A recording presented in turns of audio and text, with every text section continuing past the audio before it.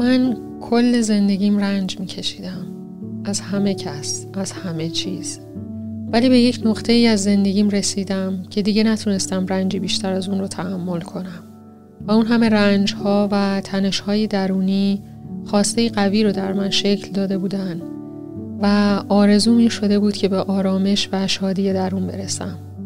تقریبا همونجا بود که در اوج ناامیدی تونستم راهی رو پیدا کنم که با زندگی به صلح برسم و نه تنها از رنج رها بشم، بلکه زندگی رو دوست داشته باشم و مشتاق هر لحظه اون باشم و لذت آرامش رو حس کنم.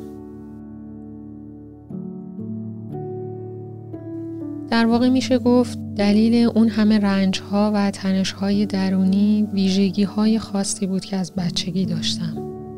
به طور کلی اگر بخوام بچگیم رو توصیف کنم، میتونم بگم خیلی درونگرا بودم.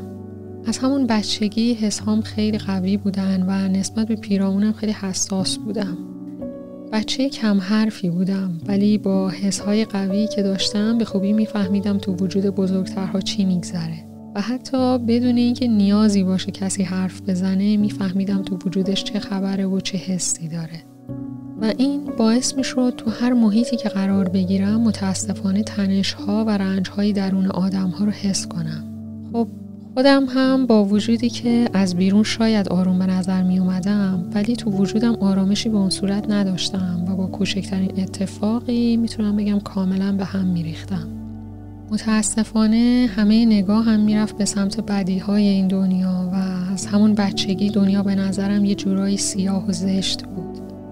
با اینکه تمایل داشتم این حسم تغییر کنه و دلم میخواست دنیا رو یه جای رنگین، پر عشق و پر از آرامش ببینم، هر چقدر بزرگتر شدم اوضاع بدتر شد و دنیا به نظرم سیاهتر و سیاهتر اومد و تا جایی رسید که اگر کسی میگفت دنیا رو تعریف کن، میگفتم دنیا یک فضای سرد و خشن و پر از درده. من تو خانواده‌ای تحصیل کرده به دنیا اومدم و در کنار پدر و مادری اهل تفکر و تحلیل بزرگ شدم. به همین خاطر یاد گرفتم هیچ چیزی رو از روی ظاهر سطحیش نپذیرم و همیشه مسائل رو به شکلی عمیق‌تر نگاه کنم. خب این شرایطی که در اون بزرگ شدم و حساسیت‌هایی که در درونم بود باعث شده بود که نگاه هم نسبت به زندگی خیلی متفاوت از دیگران باشه. یادم میاد که در دوران دبیرستان بودم که یک روز به محض اینکه از خواب بیدار شدم عمیقاً حس کردم تمام دنیای پیرامونم زاییده‌ای درون خودمه و چیزی بیرون از من وجود نداره. احساس خیلی عجیبی بود و میتونم بگم خیلی احساس ناشناخته‌ای بود و من نمیدونستم با چه کسی در این مورد صحبت کنم تا بهم کمک کنه اون احساس عجیب رو درک کنم. خیلی ترسیده بودم و حس بسیار بدی داشتم. دائم خدا می‌کردم این حالتم از بین بره و برگردم به همون حالت آشنای قبلی. خب تقریبا بعد از 2 روز این حس از بین رفت و زندگی حالت عادی پیدا کرد.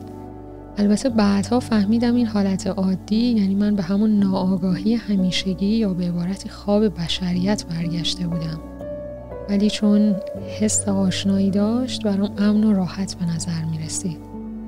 در واقع من در اون زمان یک آگاهی مهم رو دریافت کرده بودم، ولی به خاطر اون شدت ناشناخته بودنش و تفاوت خیلی زیادی که با عادات ذهنیم داشت نتونستم اون آگاهی رو در وجودم نگه دارم. توی سالهای ابتدایی دهه 30 سالگی زندگی به هیچ عنوان طبق برنامه‌ها و آرزوهایی که فکر می‌کردم پیش نرفت و من میتونم بگم که به نقطه 0 رسیدم. یادم صبح‌ها با اضطراب و ترس زیاد و کاملا بی هدف بیدار می‌شدم و از اینکه یک صبح دیگه و یک روز دیگه شروع شده خیلی احساس بدی داشتم. در واقع یک احساس ترس شدیدی داشتم از دنیای سخت و سیاهی که به نظرم می اومد اون بیرون بود. تو همون زمان بود که به مشاور مراجعه کردم تا تغییری در وضعیت روحی و زندگیم ایجاد بشه، ولی متاسفانه فقط باعث شد شدیداً احساس بدبختی و قربانی بودن کنم. متاسفانه احساس می‌کردم همه رنج‌هایی که کشیدم تقصیر آدم‌های دور و برم و فضاهایی بوده که توش قرار گرفته بودم. تقریبا میتونم بگم که دیگه تماما از خودم و از زندگی ناامید شده بودم و حس میکردم دیگه توان تحمل هیچ رنجی رو ندارم، تا اینکه به لطف خداوند به شکلی معجزه‌آسا با استادها و کتاب‌های صلح درون آشنا شدم. اولین کتابی که در این حیطه خوندم کتاب نیروی حال نوشته اکهارت توله بود. یادم اونقدر صفحه به صفحه این کتاب به دلم نشست که دل تو دلم نبود زودتر به انتهاش برسم که بتونم برگردم و کتاب رو دوباره از اول بخونمش. و اینطوری بود که علاقه‌مند شدم به موضوعات آرامش و معنویت و تقریبا تمام وقتم رو به خوندن کتاب‌ها و گوش دادن فایل‌ها و یا شرکت در دوره‌هایی در رابطه با این موضوعات می‌گذروندم. خب من همیشه شاگرد خوبی بودم، ولی از اون شاگردها که درس رو میخونن برای گرفتن نمره و تایید استاد، نه از سر اشتیاق و علاقه درونی. ولی این دفعه برای اولین بار مشتاقانه موضوعی رو دنبال میکردم بدون اینکه اجباری توش باشه یا قرار باشه امتحان بدم یا تاییدی از کسی بگیرم. بعد از مدتی دنبال کردن مشتاقانه این مطالب و همینطور به کار گرفتن اونها در زندگیم، متوجه شدم که نگاه و واکنش ها به محیط پیرامونم خیلی با گذشته فرق کرده.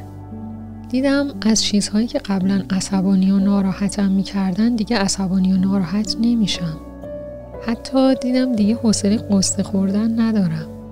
دیدم بدون اینکه بخوام خودم رو مجبور کنم لحظه ها به شدت رفته به سمت شاد بودن، اونم کاملا بدون دلیل.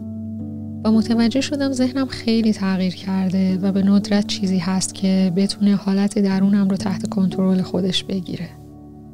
بعد دیدم چقدر به زندگی و آدم‌ها علاقه‌مند شدم. دیدم دیگه تمایلی به درگیری و جر و بحث ندارم و حتی وقتی جایی حس میکنم رابطه‌ای درست نیست دیگه درگیر نمیشم. فقط بررسیش میکنم ببینم راهی برای بهبودش وجود داره یا نه. و اگه بهبود پیدا نکرد بدون آسیب زدن به کسی اون رابطه رو ترک میکنم. غیر از اینها متوجه شدم چقدر افکار و حالتهای ذهنیم تغییر کرده. قبلا عادت داشتم و حتی یه جورایی میشه گفت دوست داشتم که خودم رو قربانی تصور کنم. ولی بعد دیدم که دیگه هیچ تمایلی به قربانی کردن خودم در ذهنم ندارم. موضوع دیگه این بود که من همیشه منتظر بودم. منتظر یک اتفاق یا یک آدم که من رو نجات بده. یه روزی دیدم دیگه منتظر نیستم. منتظر هیچ کس، منتظر هیچ چیز. و دیدم دیگه منتظر نیستم اتفاق خاصی بیفته تا من خوشحال باشم. دیدم دیگه هر روز صبح حتی از بیدار شدن احساس خوشحالی و هیجان میکنم بدون اینکه اصلا قرار باشه اون روز اتفاق خاصی بیفته. میشه گفت یواش یواش علاقه‌مند شدم به زندگی و یواش یواش احساس ارزشمندیم بالا رفت. احساس توانمندی کردم و حس کردم که چقدر این مسیر رسیدن به آرامش رو دوست دارم. و حتی متوجه شدم وقتی آدم‌ها در کنارم قرار میگیرن بعد از مدتی آرومتر و رهاتر میشن و هر چقدر هم که ذهنشون منفی باشه وقتی در کنارم هستن ذهنشون به سمت چیزهای مثبت متمایل میشه که به نظرم این تجربه بسیار فوق‌العاده‌ایه که هر کدوم از ما میتونیم داشته باشیم.